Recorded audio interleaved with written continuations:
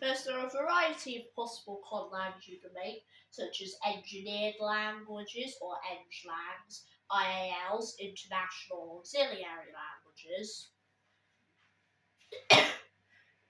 is other forms of auxiliary language and naturalistic languages, which is what I will be focusing on now. The first step to creating any conlang is to decide on your phonemic inventory. In other words, what sounds you will have in the language, such as for example, English has the sounds p, t, k, has the sounds p, t, k, b, d, g, s, sh, z, z, v, f, th, th, etc. Crystal, can you go grab the whiskey bottle with the elephant picture on it? This one. Yeah. Thank you. Carry on. A typical language will have between 20 and 30 sounds in its phonetic inventory, but because phonetic evolution increases the amount of sounds from anywhere around 50 to 100%, I'd recommend going for less than 20 to begin with. First, we should start fairly common sounds, such as the voiceless plosives p, t, k,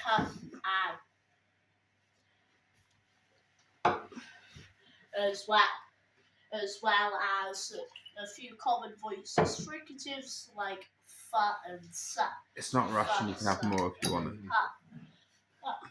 Sorry? As well as nasal sounds m and n.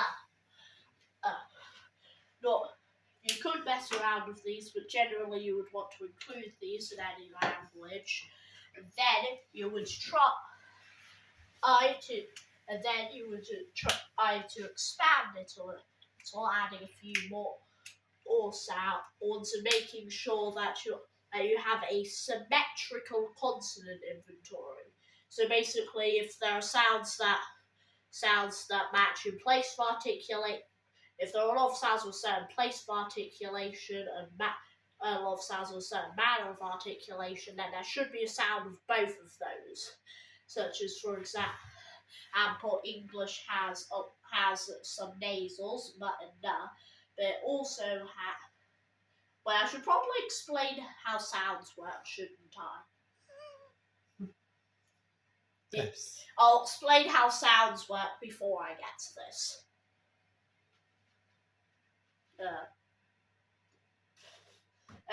Okay, so first, any sound has usually three at least, elements to it, with place of articulation, where it's said, manner of articulation, how it's said, and voicing. Sometimes they also include things such as tone, Others include things such as tone and other elements I can't really think of right now. But generally, sounds are sorted into the manners of articulation, plosive / stop. So sounds that you make by closing your airway at the place of articulation and then just opening it, like p. There's a mouth closed, and then I just open it to let it all out. P. Then there are sounds called fricatives, where you restrict it but not completely close it to make a kind of hissing-ish, sound. It's like sh, s, v, where you can restrict it and let air through this restricted space. Then there are proximants, which is similar to fricatives, except that there's a lot more space. They're almost vowels. Almost. Like w, la, or ya. Like that, in the process of making these sounds, the mouth doesn't really touch the top of it. The tongue doesn't touch the top of the mouth by making the sounds. And finally, nasals, such as but and na, which are like plosives, except that you let air go through your nose before the release. So, but if I don't let air through my nose, but. And finally, there are also trillers, like r or r, r or w, where you just vibrate the place of articulation, where you just make the place of articulation vibrate. But the places of articulation. So there are bilabial sounds made with your lips, there are labiodental sounds made with your lips and your teeth. If there are dental sounds made with your tongue and your teeth, there are alveolar sounds made with your tongue and your alveolar ridge, the ridge directly behind your teeth. Then there are post-alveolar sounds made immediately behind that, and there are palatal sounds made in the centre of your mouth with the centre of your tongue. Then there are velar sounds made at the back of your mouth with the back of your tongue. There are uvular sounds made with your uvula, so the bit that sticks down on the back of your tongue. Then there are pharyngeal sounds made with the root of your tongue and your pharynx. Then there are glottal sounds made with your vocal cords. Finally, there is voicing. If a sound is voiced, you engage your vocal cords. If it is devoiced, you disengage them. Simple. Ish. So, say a difference between p. So, p and b are both bilabial plosives, but with b you engage your vocal cords, or with p you don't. I must have said one word in two here, I think. You know what? I was confused up until that point, and that actually did clarify. I now understand what you mean. Yeah. And say. I was confused as to how you engage your vocal cords, but now I get what you mean. Like, yeah. But as opposed to. Yeah. Makes sense.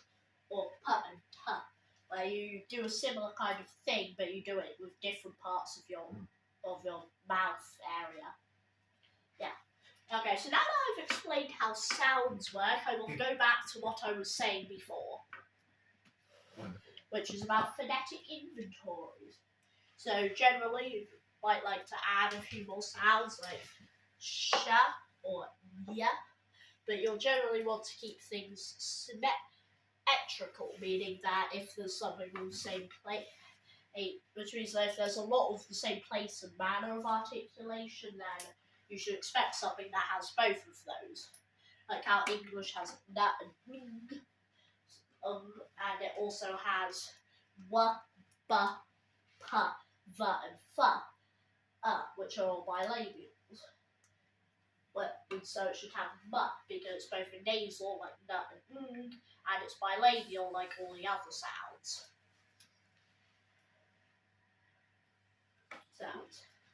So that's what you do when you construct the phonetic inventory. So in this example, and also don't be afraid to add one or two sounds that are a bit unusual, like I forgot to mention laterals. So lateral sounds are ones where you kind of like squeeze, where you like stretch out your tongue so that it's like, so instead of being like this, it's like this, and there's like gaps at the sides. See, there's like gaps here that weren't here before. Yeah. And so that's why la and ra are pronounced differently. La, ra. Because one's lateral, the other isn't. Yeah. So in this example language, I'll also add a lateral fricative. Can't miss out on a lateral fricative, can you? It's a fricative, but it's lateral. So I have no idea what either of those words mean. But it's also kind of like L. It's like, I'll do a sound that's a bit it's a louder. rat in water. It's a rat in water, is it? It's a drowning rat in water. Okay, I understand now. So I'll just add a couple of approximates. Oh, and I can. Well, why do I completely forgot about vowels. English. It's alright, vowels aren't that important. We'll English survive. has far too many of them. It has. For example, let's take British English with 12 vowels.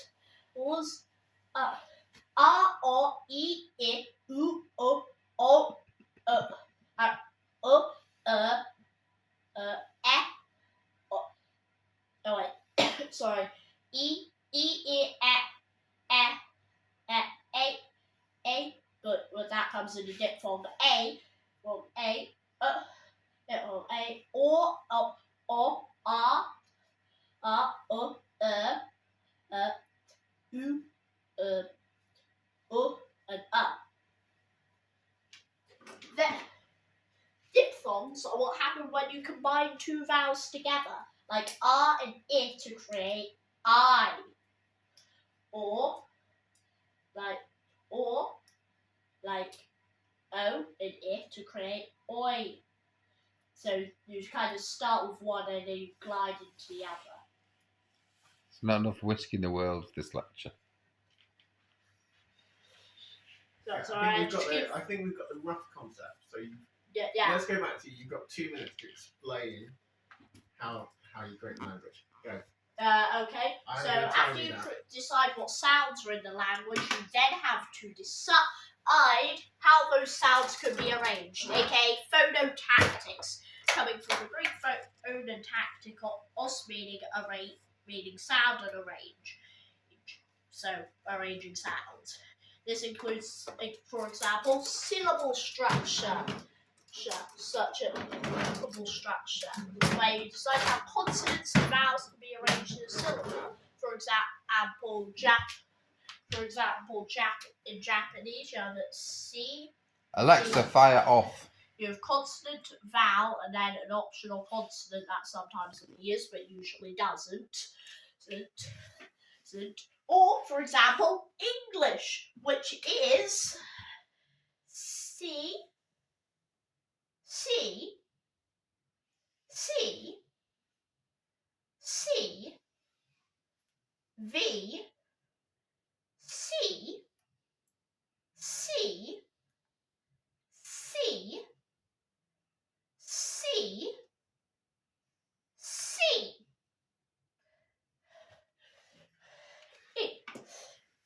You can have 5 consonants clustered in a row. In a single word, such as in ants, which has the a vowel, but then also u, n, k, a, s, t, s. Or strengths. Right. S, t, r. Oh, it's s, t, r, e, n, s. There's a lot of them, is what I'm trying to say. Anyways, so basically you have to decide how they can be arranged. You also have to decide what can go where. Like how in many languages, can only appear at the start of a syllable because anywhere else it's too quiet and you can't hear it. Or, for example, in English, again, you can't have ng at the start of the syllable. There is no. Yeah. So, yeah. That's that. So that's phonotactics done. Now, stress system. This is how stress works. So, which syllables have the most oomph? I thought we were explaining university degrees. I think perhaps that's enough for tonight. Do you think? Well, I've gone through basically 3 parts. And how many more parts does it go? 6. I think maybe we can save the other 6 But for we can leave like 3 of them out. Okay, well, just go quickly then. Anyways, so finishing off the stress system, it can be based syllabically or morabically. So syllabically, so just it's a certain amount of syllables from the start or end of a word is stressed. And morabically, it's a certain amount of mora, which is a similar thing to syllables, except that syllables can have multiple mora if, for example, they have long vowels or consonant clusters.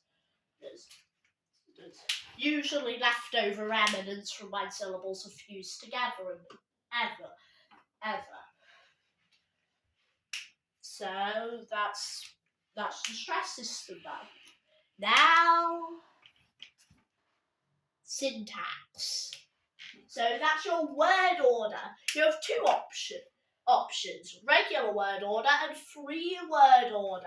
We will start with the first one because it's easier to understand. Regular word order is where certain types of words go in a certain order. So to start with, there are all the possible arrangements of subject, verb and object. The most common being subject, verb, object, and subject, object, verb. There is also, for example, object, verb, subject, and I can just keep listing a bunch of letters in different orders, but I think you get the idea. Here. Additionally, you have to decide whether adjectives come before or after nouns. Typically, this comes from whether adjectives derived from nouns or from verbs. If they derived from nouns or from verbs, herbs causing them to go causing them to go either in front or behind. So yeah, and. Oh yes, and you also have to decide where adverbs go. Actually, no you don't. They can go anywhere. That explains Spanish. But also, auxiliary verbs. I'll leave you to figure that out on my own. I haven't really figured that out